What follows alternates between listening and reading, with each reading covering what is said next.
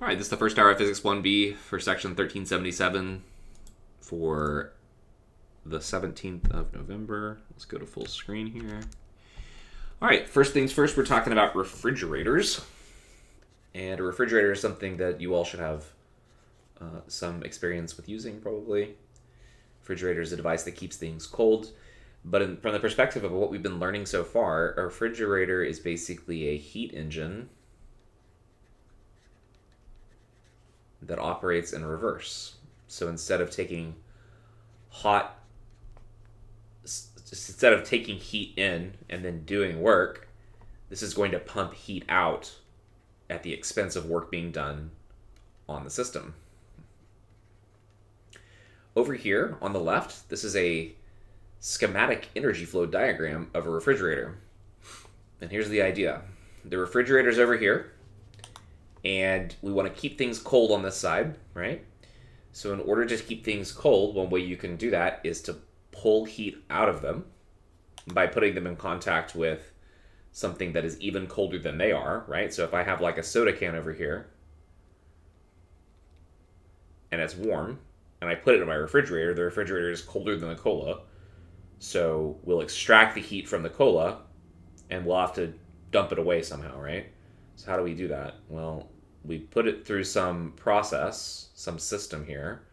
We do work on the system to pump that heat out. And what ends up happening is that you actually end up you end up pumping heat out over here. So to me, the schematic is a little bit hard to understand, but the general idea is that you do work on the system, and that has the effect of drawing heat out, some amount of heat out, right? And then the process of that work done plus the heat that you're drawing out should be somewhat equal to the heat that flows out of the system here. All right. Technically, what's happening is you're dumping a larger amount of heat out than you pulled out of here, but that's because you're doing work on some gas or something like that in order to make this happen. And we'll look at these diagrams below to kind of understand better from a physical perspective what's happening here. First things first, though, can you tell me in terms of, so this circle is your system, okay? It's going to be the thing that's going to be doing the process of pulling the heat out of your refrigerator. What do you think the values of these things are going to be? Is QC going to be positive, negative, or 0? Is it going to be greater than 0 or less than 0? Less than 0, greater than 0. QC in particular. If this is our system. When the heat goes into the system, is QC positive or negative? Positive, because it's coming into the system, right? What about QH? QH is going out of the system. QH is going to be what then? Negative. Then what about W? When work is done on the system, is the work going to be positive or negative? Okay, that one you all got wrong. It's actually negative. Remember that when the system does work on its environment, work is positive. When work is done on the system, the work is negative. Okay? So those are our sign relationships, and we can use the first law of thermodynamics to say that if we take QH plus QC minus W, okay, we know that this should be equal to 0 in a system like this because, just to remind you, I should have started, remember that the first law of thermodynamics is delta U is equal to Q minus W, right?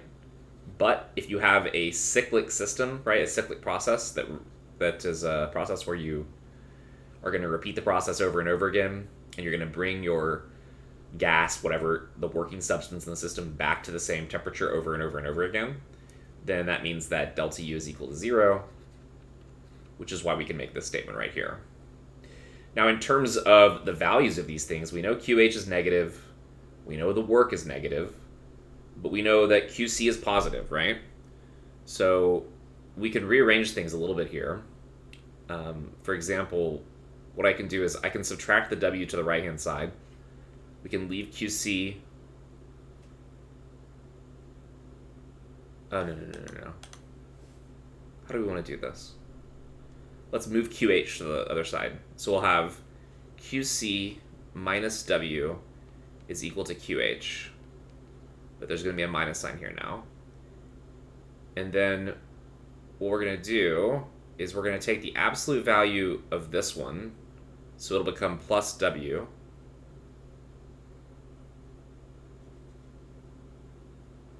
We'll take the absolute value of this one. So it'll become, absolute value. So this will become QH. Does that make any sense? To me, that doesn't make any sense. Isn't QH supposed to be negative if it's less than 0? Yeah. Right, so if it's the negative of a negative, then that's like just a positive number. Yeah, okay, that does make sense. If this is the negative of a negative, this is like adding a positive number as well. Okay, it does make sense. These absolute value things really confuse me, though. So let's go through that again. So if we know W is negative, then the negative times a negative gives you a positive. So you can call this plus the absolute value of W. Like if W, for example, was, just pick some numbers to make it easier. If work was equal to negative 200 joules and QH was equal to negative 300 joules, right? Then negative W would be positive 200, which would be the absolute value. And negative QH would be positive 300, which would be the absolute value. Okay, so this does make sense, actually. This equation makes sense. All right. We could also probably just put absolute value sign around QC because we know it's going to be positive. That's actually what your book does next. It basically just says, okay, now we might as well put an absolute value sign on everything just to make sure that there's no confusion. And then what we can do is we're not going to define the efficiency of this, but we're going to define something that's called the coefficient of performance,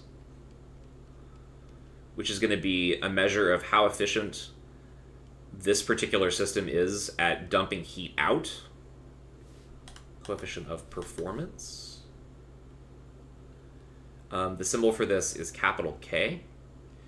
And this is equal to, so just let's think back for just a second about before we write this down. What was efficiency? Efficiency was you took the amount of work that was done by your system and you divided by the amount of heat that you dumped into your system, right? And the work done was always less than the heat that you put in, right? So this is going to be the opposite. The coefficient of performance is going to be how much energy can I extract from the refrigerator, right? How much energy can I extract from the refrigerator divided by the work that I need to do to make that happen, basically, right? So if I have to do 1,000 joules of work to get 200 joules of energy out, that's a coefficient of performance of 0.2, for example. Right? And if we look at the equation above here, we can rearrange this and write it like this. QC absolute divided by QC absolute minus QH. So just rearranging this equation here to say that it's, what is it going to be now? So now it's going to be, we're solving for W, so W is equal to, this should have been absolute value too. W is going to be equal to QH. Is it QH minus QC? Did I write it wrong? I did write it wrong down here, yeah. So it's QH minus QC. And this is wrong. Let's fix it. Probably should have done that part first. I was doing it in my head. So QH minus QC. Okay, and coefficient of performance is just telling you. So this number actually, I think this number can be greater than 1. I don't think your book actually tells us what the value of this is, or even gives examples of the values. Doesn't even do problems with this equation. I don't know why, but it doesn't really talk about. You know what? Let's use the internet because I'm curious right now. What kind of values can you get for coefficient of performance? I think it could be greater than 1. That's my memory from teaching this a few years ago.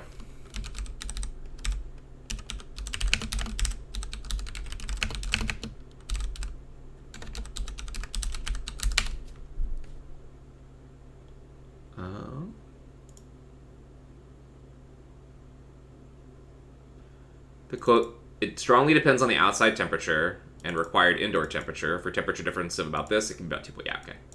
I thought it could be bigger than, yeah. So mostly what this is saying is that coefficient of performance depends strongly on outside temperature and the required indoor temperature. So for a temperature difference of 25 degrees Celsius, so that would be if it's 45 degrees outside and it's 20 degrees inside of the refrigerator. This would be the inside temperature of the refrigerator here, right? 45 degrees Celsius is really hot, right? That's like 90 degrees. No, it's like over 100 degrees Fahrenheit. It's saying that if you have it, if it's really hot outside, then you can get a coefficient of performance about 2.5. And then it says, while for a difference of 8 degrees, so if it's only 30 degrees outside, you get 30. Okay, that makes more sense. I was thinking backwards. Yeah. If it's really hot outside, it's going to be hard to dump the heat out, right? And if it's a little bit cooler outside, it's going to be much easier to get the heat out, especially if you have a lower temperature that you're trying to compare it to. All right, and if we look at our picture here, you can see the outside temperature is TH, the inside of the refrigerator has a temperature TC, and even though this final equation doesn't have temperature in it, when this is not that hot, then it's going to be easier to dump energy into it. When it's really hot, it's going to be hard to dump energy out. Okay, so that's coefficient of performance right there. Take the hot divided by, you take the cold that you're pulling out divided by QH minus QC. And that means that, I guess to make this as big as you possibly can, you want to make these two, I guess, really close to each other, right? The closer these temperatures are together, the bigger this is going to be, right? Like if this was 22 and this was 21, you do 21 divided by 1, you would get a coefficient of performance that would be very, very high. Okay, so let's actually talk about what's happening inside of these devices. This over here is an air conditioner. I'll talk about that in a second. They work in basically the same way. So this is the picture your book gives you. I'll do my best to describe what's happening here. I don't feel like I'm very good at explaining this, though. I'm just going to try to talk through it, and I would highly encourage you all to kind of ask questions where you don't understand what's going on. Okay, so we'll start from, I guess we'll start from step 1, although I think it makes sense to start earlier. Okay, step 1, a compressor. Okay, there's the compressor. You can look at this picture if you want to. Actually, let's look at this picture for a second and just talk about it. Okay, so this is a picture of a refrigerator set in the normal kind of shape that you might find a refrigerator, right? And on the back of the refrigerator, if you go look at the back of your refrigerator, you'll probably notice that there's these coils running around the back. These are the hot coils that dump heat out. Okay. Compressor starts down here. So step 1. The compressor takes in refrigerant fluid, so the fluid is kind of the working substance of the refrigerator. It does work on the fluid to compress it adiabatically, and then delivers the fluid to the condenser coil. So here's the condenser coil here. So by compressing the fluid becomes very hot, right? And it's exposed to the environment here. So this is the step where the QH comes out. Is from these tubes here. They're exposed to the environment. So this is how the QH is leaving the system, right here. So we're almost starting at the end of the process. We are starting at the end of the process, and we'll work back to the beginning. So here we've dumped the amount of heat out, right? So we've dumped out, let's say, 3,000 joules of heat or something, right? And how do we do that? Well, it's because you've got these long metal tubes that are carrying your fluid. They're in contact with the external air. They're hotter than the air. So the air will actually cool down the liquid as it goes into this place right here, which means you're extracting energy now, right? Next, the condenser goes into an expansion valve. Oh, wait, here we go. Step 2. Compressed fluid in condenser is at a higher temperature than the outside air, so the fluid gives off heat, QH, to the air. The fluid partially condenses into a liquid. Does that make sense? So let's take it out piece by piece. The fluid is at a higher temperature than the air, so it gives off heat QH to the air. Does that make sense? Just that part there, that makes sense, right? Hotter than the air, so it has to be delivering energy out. I suspect if you put your hand behind your refrigerator, you can check to see if those coils, in fact, are warm, and they should be. Okay. As a result, the fluid partially condenses to a liquid. So it was in a high-pressure gaseous state, and it cools off because it's delivering energy to the outside air. And if it cools off, it's very likely to change state, basically. Not completely, but it just says partially condenses. So before it gets into this next step, it is a liquid and a gas kind of combo is what it's saying. That seems reasonable, right? You know, if it's cooling down. The idea here, you can tell that it's really red right here, but it's a little bit less red here. So by the time it's gone through this path, it has had a lot of interaction with the external air, so it's cooled down quite a bit. And so we've gone from hot gaseous vapor to a kind of cooler fluid. All right. Next, we go into the expansion valve right here. And if we look at number 3, it says the fluid expands adiabatically through the expansion valve. I'd have to go learn more about how an expansion valve works. But if the fluid expands adiabatically, that means it's not taking in heat, it's not giving off heat.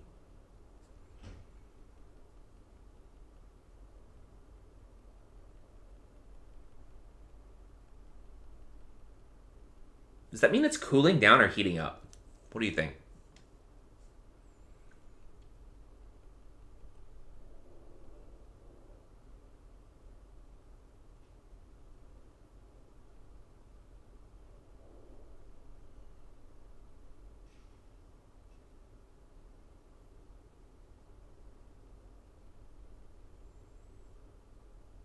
Volume increases, so pressure decreases, so the temperature decreases. Well,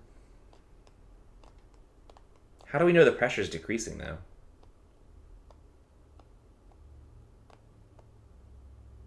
It's not an ideal gas either, right?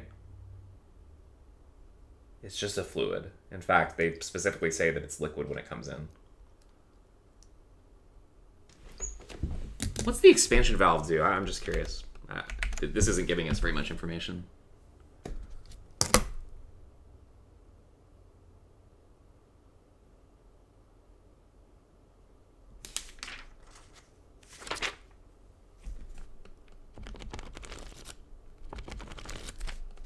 They talk about the compressor. They don't talk about what's going on with the expansion valve, though.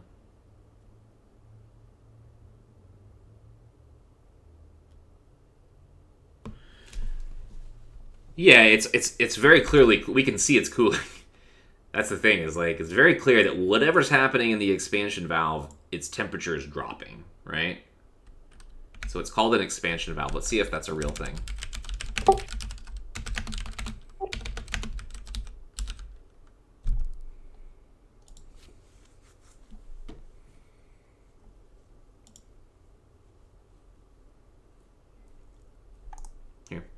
The expansion valve removes pressure from the liquid refrigerant, to allow expansion, or the change of state from liquid to a vapor in the evaporator. So the evaporator's here, right? The liquid refrigerant leaving the expansion valve is quite cold. The orifice within the valve does not reduce heat, it just reduces pressure. Okay. So what's happening here is the expansion valve is something that reduces pressure. And by reducing the pressure, it allows it to expand. And thereby cool. I could buy that.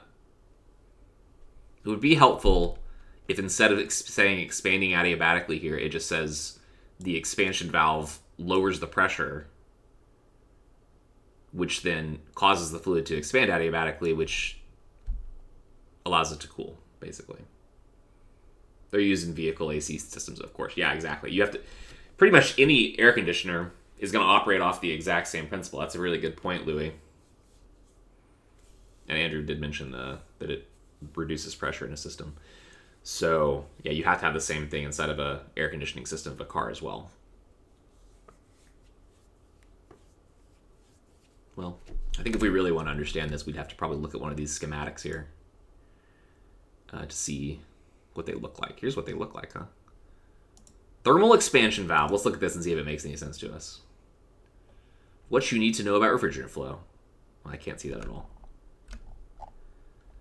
Capillary tube, power. This isn't going to make any sense. It's going to take a lot of time to understand this. This is one of those things where I should probably spend some... If I'm going to keep teaching 1B, I should probably spend a lot more time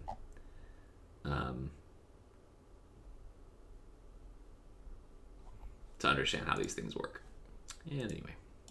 Okay, so wait. I'm going to click this. Maybe the next step will help to explain what happened within this magical expansion valve here. The compressor I can understand. It pulls the refrigerant in, it compresses the fluid, and it goes from a gas to a liquid, basically. And in that process of compression, that's going to heat up. I can believe that. That makes a lot of sense. This thing is lowering the pressure, which apparently is going to significantly lower the temperature. So we have two temperature lowering processes that have happened here, right? One of them is here, where QH has come out of the system, right? But here, there's an additional drop in temperature that is only due to fluid mechanics, right? Due to the way that fluids work, where if you drop the pressure, you can also drop the temperature accordingly. So this object is doing that for us. Okay, the next step. Ah, yeah. Wait. I'll tell you what we can do. I'm not an engineer, but I am a physicist, so there is one thing I can do here. It's adiabatic expansion, right? And with adiabatic expansion, we know that... What does that mean? What does adiabatic mean?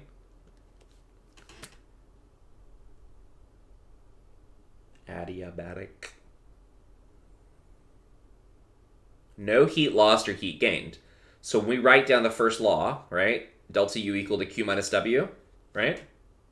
That means that Q is 0, right? So delta U is equal to negative W, right?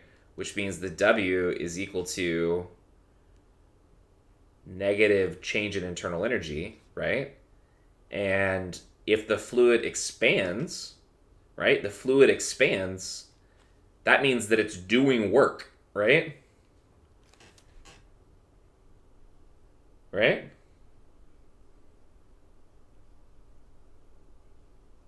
It's doing work. Would you all agree? Fluid expands, therefore it does work on its environment. It's doing work on the expansion valve, right? On whatever's happening in the system right here. So if work is positive, for example, let's say that work is equal to 1,000 joules in this case, okay? Let's just pick a number. This is where the W is happening right here. Well, it's not. It's one of the W's. If the work is 1,000 joules, that means that delta U is equal to negative 1,000 joules, right? So if this is true, that must mean that temperature decreases, right? It's the only way that would happen. Temperature decreases then, right? So I can understand that. Because it expands, it's doing work on its environment, and it's adiabatic because it's presumably this is like it's thermally insulated, right? Then it has to have its temperature decrease. That makes sense. That totally makes sense. Cool. Okay. And with that, does that make sense to everyone? That line of logic?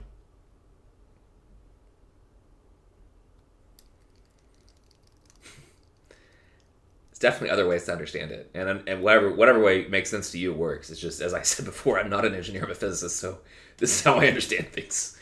Is in terms of these physical concepts. Realistically, it's a device that does that, right?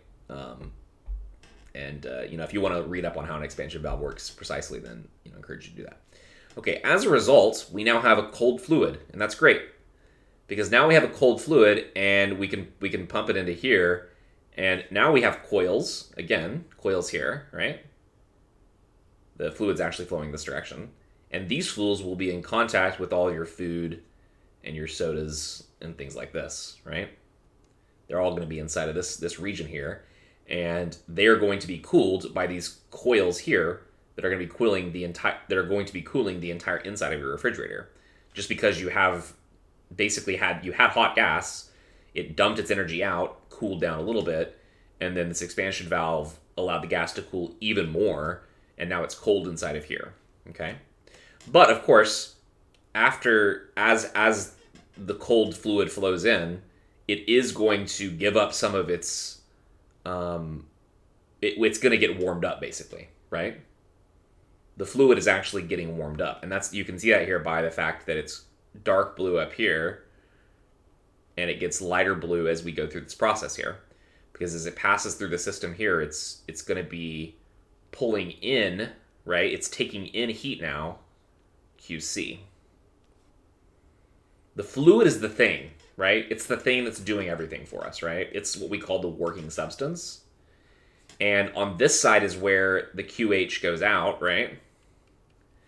And on this side down here is where the work comes in. Just to compare this to that other picture, right? Which, to reference it again, right? QC comes in, W comes in, QH goes out. You can see all of that happening here, right? QC comes in, QH goes out, and W comes in, and that's what's powering the whole system, right? This is where your input of energy happens. This is why you have to have this plugged into the wall. So, okay. Let's read number 4. It says, after expansion, fluid in the evaporator is at a lower temperature than inside the refrigerator. So the fluid absorbs heat QC, cooling the contents of the refrigerator, and the fluid partially evaporates into a vapor again. So on this side, it condensed to a fluid. On this side, it is evaporating into a vapor.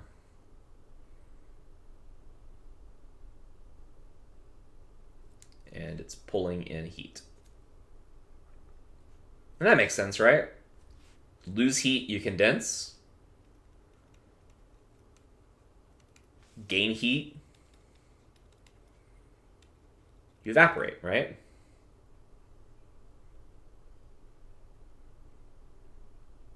So condenser, evaporator, you could also call it the heat loser and the heat gainer, whatever you want to do. And then finally, there's another valve here. The fluid returns to the compressor. The compressor does work on the fluid to compress it. It's now very hot, and now it can dump its heat out. So the kind of brilliant thing about what's happening, it mostly is happening right around here. That's where the magic's happening, so to speak, because if you were to pull out this kind of slightly cool liquid and then pump it through a system like this, it wouldn't be nearly as effective at dumping out its heat, because in order to dump heat out, right, these coils here have to be hotter than the surrounding environment, right? So, for example, if the temperature of the coil is like 30 degrees Celsius, for example, and the ambient temperature in the room is something like 20 degrees Celsius, which is pretty normal for how hot it is inside most homes, then it's very easy for the coil to cool off, right? Because it's in contact with something that's colder than it.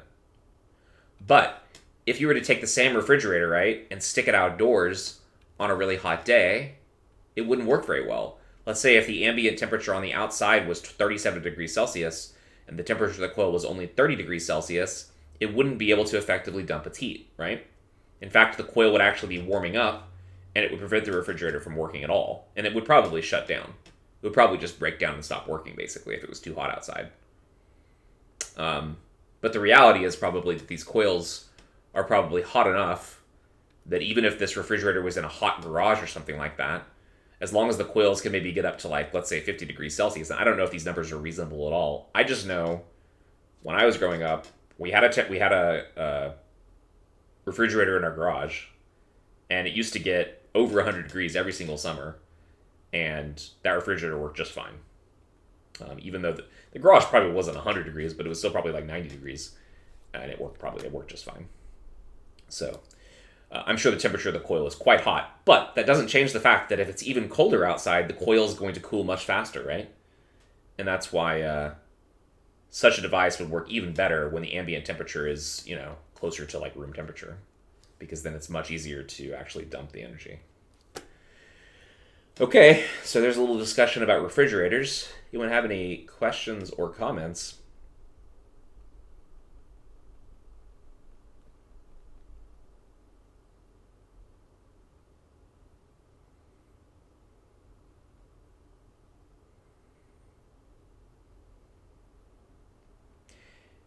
Do you all ever hear your refrigerator working at nighttime? Or when it's really quiet in your house, do you ever hear your refrigerator turn on and start working? You hear it making ice? Okay. I don't have an ice maker, but I do remember when I did that it would make a lot of noise. I hear it all the time. These weird, like, I don't know how to describe it. It sounds like someone taking a gulp of water or something like that. What I can only assume is that I'm hearing the sound of the compressor that's just compressing that fluid and making all these strange sounds. Mine does, at least. I don't know. Maybe mine's old and broken. Who knows? It's a pretty old refrigerator. Okay.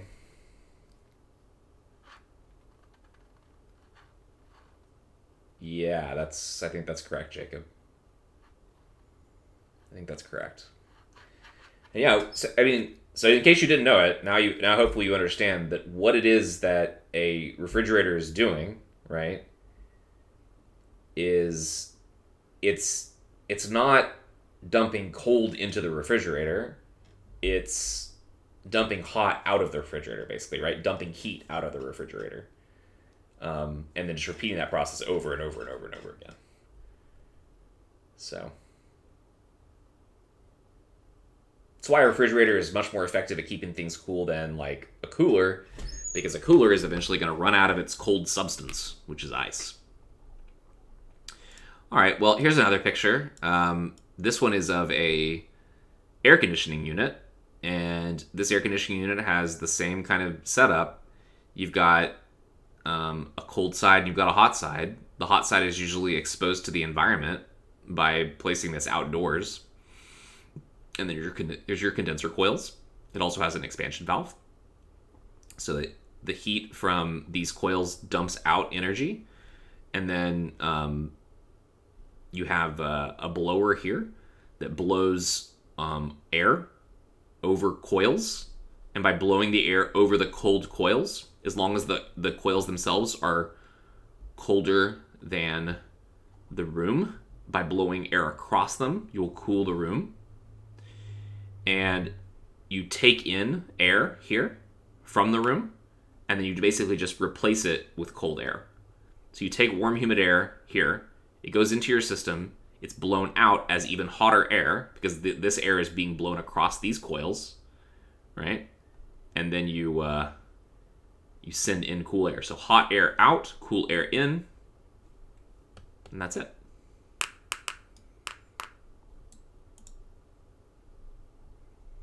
All right, so the next thing we want to do is start talking about the second law of thermodynamics. And let's do that.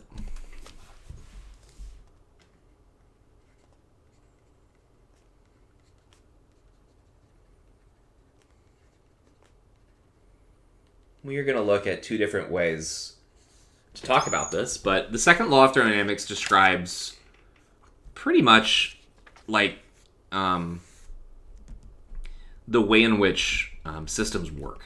Okay, and one thing we know is that when we go try to build heat engines, when we go try to build power plants or internal combustion engines in cars, one of the first things people started to figure out when they were building these systems is that it is impossible, or it seems,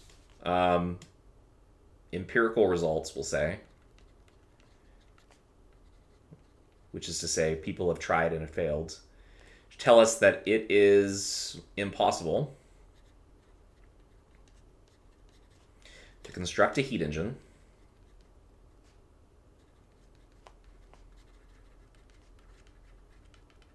that is 100% efficient. We've mentioned this before, right? And we're actually going to prove tonight that by looking at something called the Carnot engine, which is kind of an idealized version of a heat engine, that even an ideal heat engine will be absolutely impossible for it to be 100% efficient. And we'll actually prove that tonight, okay?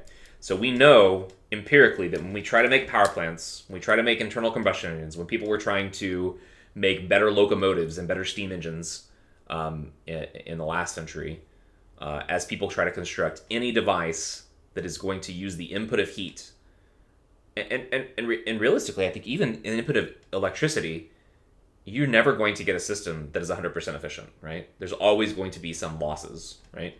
Now, I don't know if it's appropriate to talk about electricity, but I think you're all somewhat comfortable with the concept that, if you think about your laptop, for example, you think about your phone, you know that these objects, when you plug them into a wall and they're doing work for you, like let's say you're watching a movie or you're on your laptop working in your Excel or something like that, they heat up, right? So the process of using anything that has electrical components is also going to involve needing to get rid of that heat that's produced. And if a bunch of heat is being produced and it's just being dumped out of your system, well, then your system can't possibly be 100% efficient, right? So when I say heat engine, if that sounds archaic to you, if it sounds as though it's not relevant to the modern world, understand that it's impossible to construct any machine that is 100% efficient. It's not just heat engines, okay? In physics, we talk about concepts and we want to keep things as general as possible and stuff like that, but I can remove the word heat here, and it's still true. It's impossible to construct any engine that's 100% efficient, okay? It doesn't have to be a heat engine in case that's confusing you. It can be an electrical engine, it could be a PC, it could be a laptop, it could be your smartphone, okay? None of those things are 100% efficient. If they were, then, that would be really impressive, honestly. So we can turn these into the second law of thermodynamics, which is what's written right here. Then let's read exactly what it says. It says, it is impossible for any system to undergo a process in which it absorbs heat from a reservoir at a single temperature and then converts the heat completely into mechanical work with the system ending in the same state in which it began. This is to say, it is impossible to take 1,000 joules of heat into a system and get 1,000 joules of heat out of the system in terms of work. Louis, that's right. Yeah, exactly. If you could somehow... So Louis said work output is never 100% efficient due to the loss of heat. That's right. If you could somehow... Remember, heat's a form of energy, right? So if you're dumping a bunch of energy out of your system, then you're not using that energy, right? So if you could somehow find a way to take the heat output that's in your system and then send it back into the system so you could use it to do more work for you, then that'd be great. But what you're going to find is even if you construct a device to do that, it's still not going to be 100% efficient, and there will always be waste heat, right? It's like, all cars have exhausts, right? All of the internal combustion engine cars, they have an exhaust, right?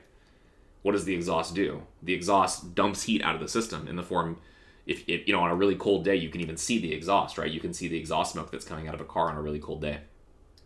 And I know we don't get those very often around here, but I'm sure you all have seen that before.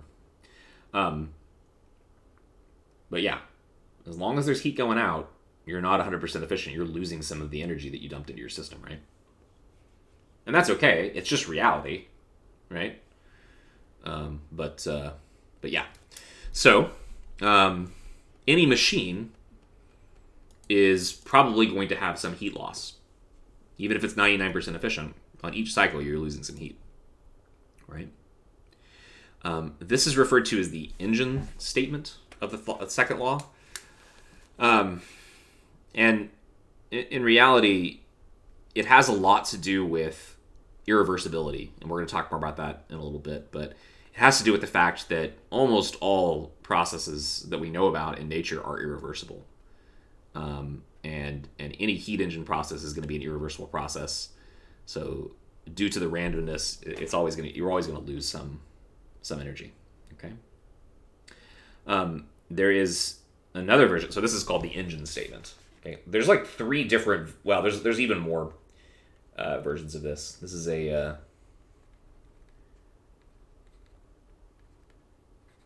This is the engine statement of the second law. Okay. There's also what we call the refrigerator version of this. The refrigerator version is it is impossible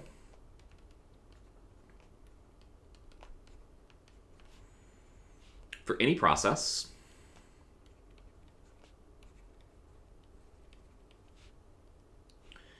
to have as its sole result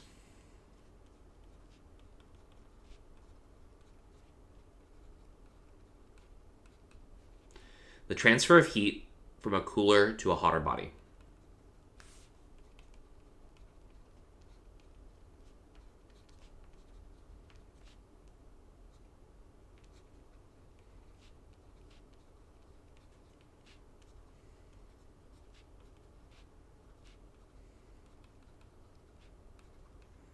Okay, so really simple way to state this is, suppose that I take a substance like ice, right? And I place it into an environment where the ambient temperature is 20 degrees Celsius, right? I just put it into a little container, like a cup or something like that, right? The ice, we know, is at a temperature of 0 degrees Celsius or cooler, at least 0 degrees Celsius, right? Or at most 0 degrees Celsius. Due to the ambient temperature right here, there's no way that we can make it so that the heat from the ice goes into here and heats up the room, right? That would be insane. That would just be crazy. The idea that the room could get hotter and the ice could get colder, right? But maybe you think, okay, well, maybe I can construct a machine. Maybe I can construct a machine whose job is to make it so that the ice gets colder and it dumps the heat outside of the system. Well, what would that be? That would be your freezer, right? A freezer would be something that would make the ice colder at the expense of making the room hotter, right? And what the statement is saying is it's impossible to have that happen without plugging the freezer in. That's basically what it's saying, right? Unless you have some external source of energy that is going to drive the heat out of the ice, then it's never going to happen, ever. And that's what this is saying. It is impossible for any process to have as its sole result the transfer of heat from a cooler body to a hotter body, that is to say, without the input of work, right? And this is referred to as the refrigerator statement of the second law.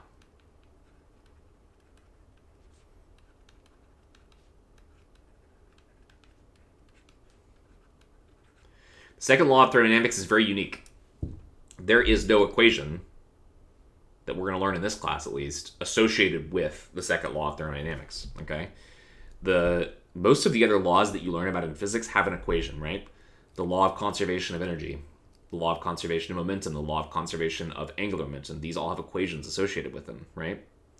The Newton's laws, the first law says that when net force equals 0, acceleration is 0, therefore velocity is constant. The second law says net force equal mass times acceleration. The third law says force equal to other force, but one is negative. Kepler's laws, all 3 of those are mathematical statements as well. The first one, what is Kepler's first law? Objects move in ellipses. Maybe it's not an equation, but it is it's a geometrical statement that objects move in ellipses, like things like planets. The second law states that the angular momentum of a sun plus planet system is going to be constant, and the third law says that period squared is equal to a constant times semi-major axis cubed. Every other law we learn about in physics is an equation, right? I think I'm right about this. The first law of thermodynamics, that was an equation, right? Delta U equal Q minus W. What are some other laws you learn about in your physics or chemistry classes? Let's stick to physics.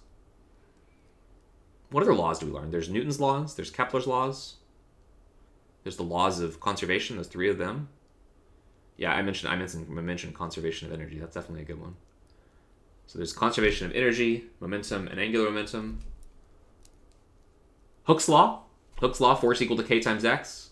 Gauss's law comes from 1c. Yeah, there's a few of those. Actually, yeah, 1c is a good example because each of the four Maxwell's equations is a law. So there's the two Gauss's laws, one for electricity, one for magnetism, and there's Faraday's law of induction, the way you can move a magnet through a coil and get electricity. And then there is the Ampere-Maxwell law that describes the formation of magnetic fields around. That's a good example. Maxwell's equations are a good example. Those are definitely laws as well. Bernoulli's, that's a good one. Yeah, Bernoulli's, that's a really good one. Didn't think about that. Yep. Archimedes' principle also has an equation, right? I don't know if you want to call it a law, but it has an equation associated with it, right? So much of what we learn about in physics has equations, right? This is a law that has empirical history associated with it, which, you may look at and laugh at. You may say, those engineers of the past, they just weren't very smart, and they just weren't able to construct an engine that was 100% efficient. But me, I'm going to go out there and I'm going to make one myself. And I encourage you to do that.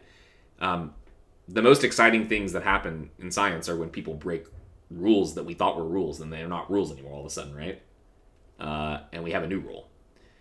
The thing is that this is one of those laws that people seem extremely convinced this one will never be overturned. So Newton's second law is actually wrong. I don't know if you all know that or not, but Newton's second law is actually wrong. There's a correction you have to make when objects are traveling at very, very high velocities. And you'll learn about it if you take Physics 1D. Technically, the law of conservation of momentum that you learned about is wrong because it's missing some coefficients that you learn about when you take Physics 1D. But that doesn't mean momentum's not conserved. Momentum is still conserved, okay? And energy is still conserved and all that kind of stuff. It's just that when you take 1D and you learn about relativity, you learn that all the stuff you've learned about up to that point has to be modified, okay? But this doesn't need to be modified. The laws of electricity and magnetism also don't need to be modified, as you'll learn. But this one doesn't have to be modified because it's really a statement of our inability to make a perfect engine, right? And it's a really fascinating thing to have in physics. It's very useful. It allows us to describe certain things. It allows us to understand the development of certain things. But it's very different. It's almost philosophical in nature, right? And I find it really fascinating. I like the second law of thermodynamics. The first one is sometimes called the Kelvin statement, and the second one is sometimes called the Clausius statement as well. Now we're going to look at... anyone have any questions or comments?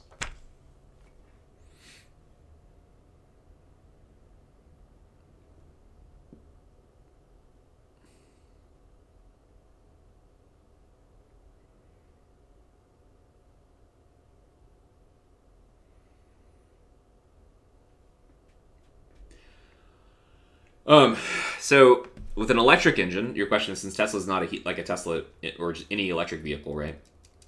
Any electric vehicle. Do you think electric engines can be 100% efficient? I don't think so. The only way you could do that, I think, realistically, and this may not be even true. You'd have to make sure that all of the cables that you use to connect the electrical system to the drivetrain, you'd have to make sure that all of the transfer of electricity occurred on superconducting cables. And at least right now, that would be impossible. But it doesn't mean it might not be possible in the future.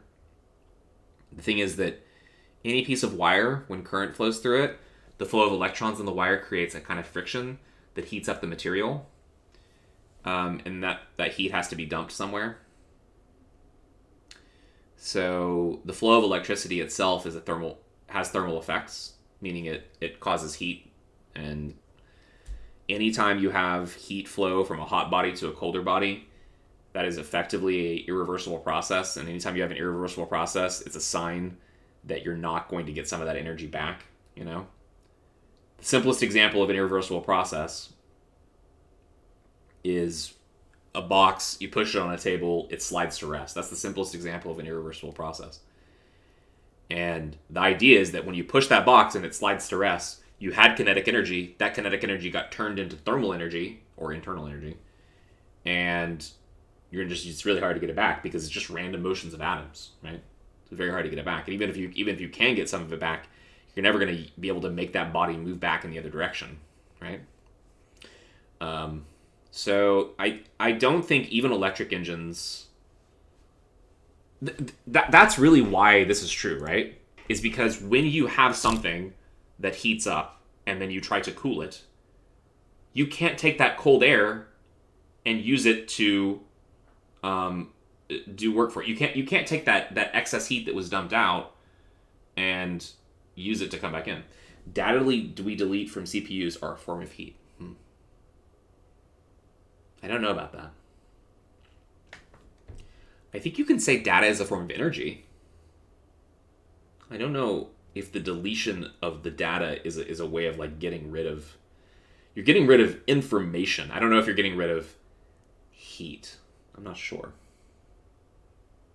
Definitely a form of entropy. I would say that, Louis. Because entropy can refer to information. We'll learn about entropy a little bit later if you don't know what it is. I would think, Louis, that is the deletion of data because you're deleting information may have something to do with entropy. But I could be wrong. It's a good question. It's a really good question, actually. I never thought about that. On an SSD, it's stored in electrons. On a hard drive, magnetized metal. That's correct. That's what the information is stored on, right? So I guess physically, you're talking about that. Physically, the process by which it is deleted, where you just change the electrons back to their original state or whatever, an empty state. I don't know. That could have something to do with heat.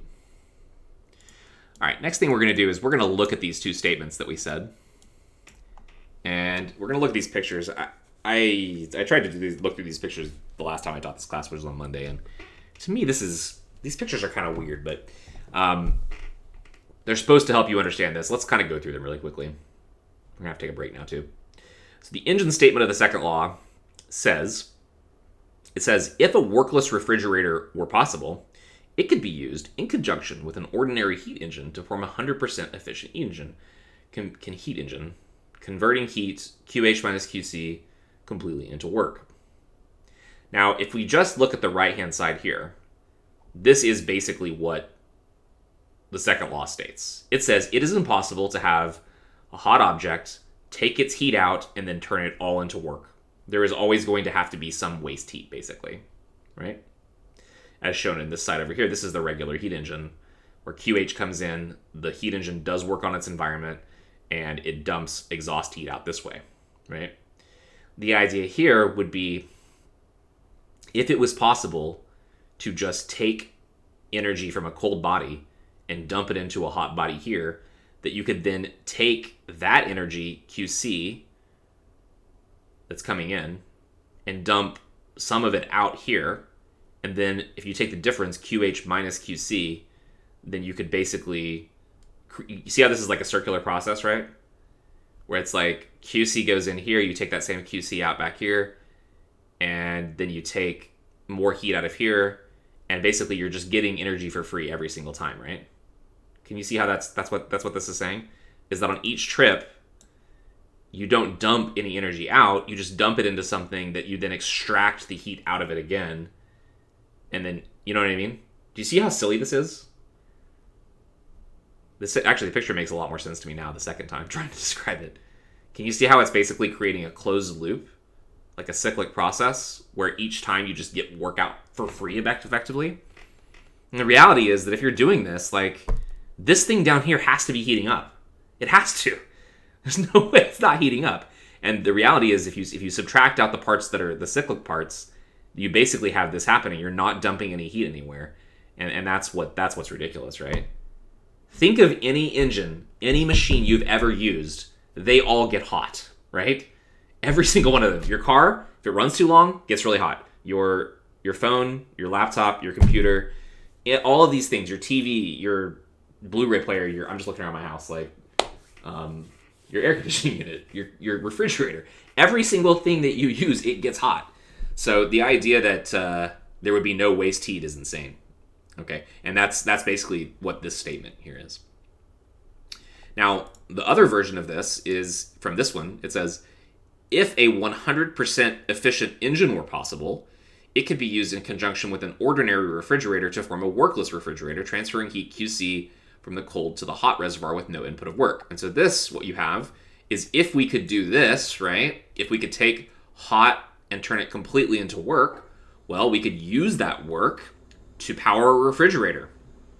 But that would imply that this refrigerator would basically just take the energy from inside the refrigerator, dump it outside, and it's done. It's just done. You know, it just, all it does is it just sucks heat out. How much heat do you need sucked out? Just whatever you want, just suck it out.